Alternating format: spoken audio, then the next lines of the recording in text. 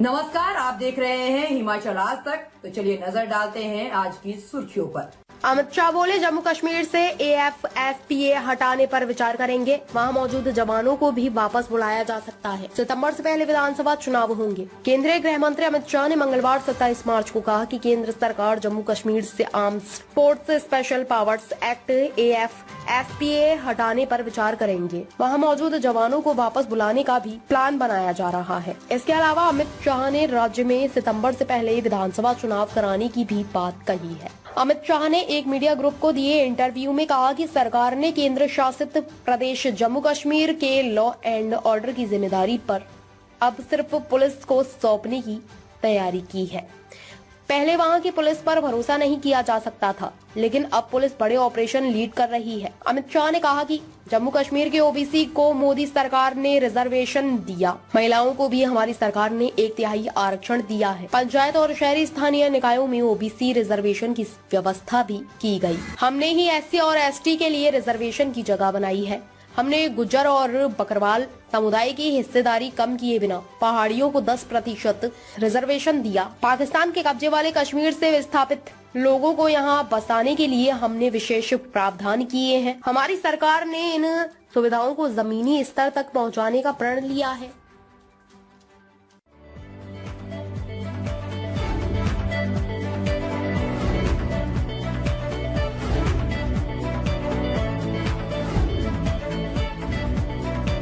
Big boss के winner पर लगता है इन दिनों पुलिस की कड़ी नजर है। पहले एल्विश यादव और अब मुनव्वर फारूकी पर पुलिस की गाजगिरी है। मंगलवार को आधी रात को उन्हें पुलिस हिरासत में लिया गया। मुनव्वर को हुक्का पार्लर रेड केस में हिरासत में लिया गया था। मुनव्वर के हिरासत में लिए जाने की खबर सामने आने के बाद फैंस उनके लिए चिंतित हो गए। कॉमेडियन वैसे ही छोटी मोटी कंट्रोवर्सी का शिकार होते रहते हैं। ऐसे में हुक्का बार रेड केस में उनका नाम सामने आने के बाद फैंस को उनके लिए चिंता सताने लगी। मुनव्वर को 13 समेत हिरासत में लिया गया था। हालांकि पूछताछ के बाद उन्हें छोड़ दिया गया। सामने आई जानकारी के अनुसार stand up comedian Munawar Faruqui और बाकी लोगों को हुक्का पीते देखा गया था। उनके एक्ट का वीडियो भी हमारे पास है। हमने मुनव्वर और बाकी लोगों को हिरासत में ले लिया है, लेकिन बाद में उन्हें छोड़ दिया गया क्योंकि जो धाराएं लगी थी वो बेलेबल थी। पुलिस को मिली जानकारी के बाद फोर्स एरिया में छापेमारी की गई। उन्हें बताया गया था कि टोबैको प्रोडक्ट्स के साथ निकोटीन का इस्तेमाल किया जा रहा था, जो कि बैन है। कुल 4,400 रुपए के 9 हुक्का पॉइंट्स पाए गए हैं। वहां मौजूद सभी लोगों के टेस्ट किए गए, जिसमें मुनव्वर का टेस्ट रिजल्ट पॉजिटिव निकला। इसके बाद उन्हें वहां से जाने दिया गया। फारूकी और बाकियों पर सिगरेट और टोबैको प्रोडक्ट्स एक्ट सहित IPC की धारा 283, धारा 336 लगी थी।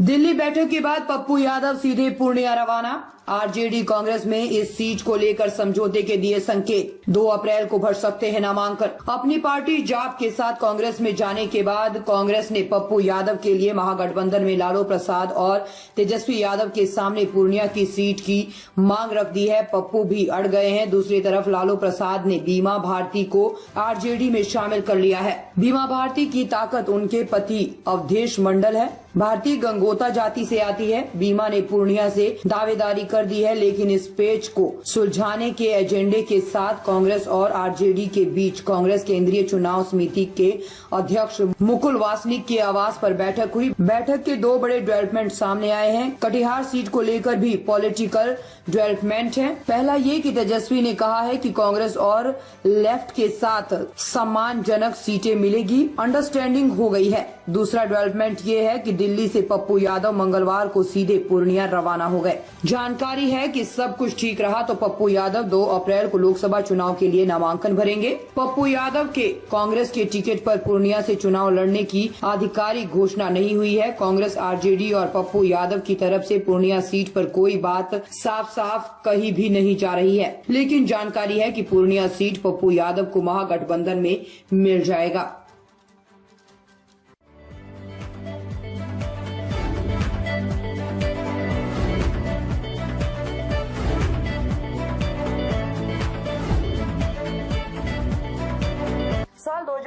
रिलीज देओल परिवार के लिए बहुत ही शानदार रहा। बीते साल सनी देओल ने यहां गदर 2 से बॉक्स ऑफिस का हड़कंप मचा दिया, तो वही संदीप रेड्डी वाघा की फिल्म एनिमल में बॉबी देओल अपने 15 मिनट के रोल से ही पूरी लाइमलाइट चुरा ली थी। हालांकि बॉबी देओल ने सालों बाद अपनी जोरदार वापसी एनिमल से नहीं बल्कि वेब सीरीज आश्रम से की थी। इसमें एक्टर ने बाबा निराला का किरदार अदा किया था। इस रोल में बॉबी देओल को इतना ज्यादा पसंद किया गया था कि फैंस ने उन्हें लॉर्ड बॉबी का टैग दे दिया।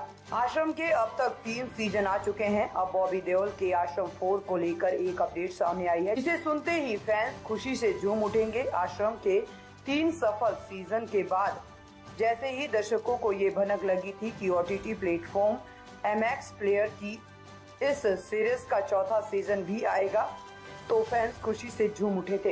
अब हाल ही में बॉबी देओल उर्फ बाबा निराला के राइट हैंड बने एक्टर चंदन राय सान्याल ने बॉलीवुड हंगामा से बातचीत करते हुए बताया कि क्राइम थ्रिलर सीजन आश्रम का अगला सीजन इस साल के अंत तक मेकर्स OTT प्लेटफॉर्म के अंत तक रिलीज कर सकते हैं।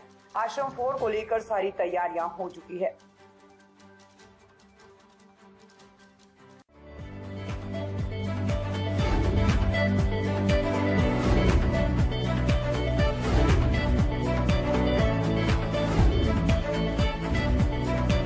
कान्हा का आशीर्वाद लेकर योगी का चुनावी आगाज। बोले इस चुनाव में 2 खेमे, एक के लिए फैमिली फर्स्ट तो मोदी के लिए national first. CM Yogi Adityanath बुधवार दोपहर मथुरा पहुंचे। श्री कृष्ण जन्मभूमि में कान्हा का आशीर्वाद लिया और इसके बाद डॉक्टर्स, प्रोफेशनल्स, CA, टीचर और उद्यमियों के प्रबुद्धजन सम्मेलन को संबोधित कर चुनावी आगाज किया। योगी ने सपा का नाम लिए बिना पार्टी पर तंज कसा। कहा इस चुनावी समर में 2 खेमे साफ नजर आ रहे हैं, एक पार्टी के लिए फैमिली फर्स्ट है तो मोदी के लिए नेशनल फर्स्ट है। अब योगी मथुरा से मेरठ पहुंचेंगे, फिर गाजियाबाद जाएंगे। दोनों जगह योगी प्रबुद्ध सम्मेलन करेंगे। योगी आज से 31 मार्च तक 15 शहरों में बीजेपी का एजेंडा लेकर पहुंचेंगे। योगी ने कहा प्रधानमंत्री और हेमा मालिनी का प्रतिनिधि बनकर इस चुनाव में अपने हाथों में ले लिया है, भाजपा को विजयी बनाएं। उन्होंने कहा आज गंगा की सफाई का काम चल रहा है, अब यमुना की बारी है। कुछ STP बन गए हैं, कुछ बन रहे हैं। ब्रज क्षेत्र तो समाधान देता है, समस्या नहीं। चुनावी समर में 2 खेमे साफ नजर आ रहे हैं, एक पार्टी के लिए फैमिली फर्स्ट है तो मोदी के लिए नेशनल फर्स्ट। एक पार्टी भ्रष्टाचार की पक्षधर है, मोदी जीरो टॉलरेंस के पक्षधर हैं। एक पार्टी तुष्टीकरण की पक्षधर है, लेकिन मोदी का पक्ष सबका साथ सबका विकास है। देश दुनिया की खबरों को देखने के लिए जुड़े रहे हिमाचल आज तक के साथ।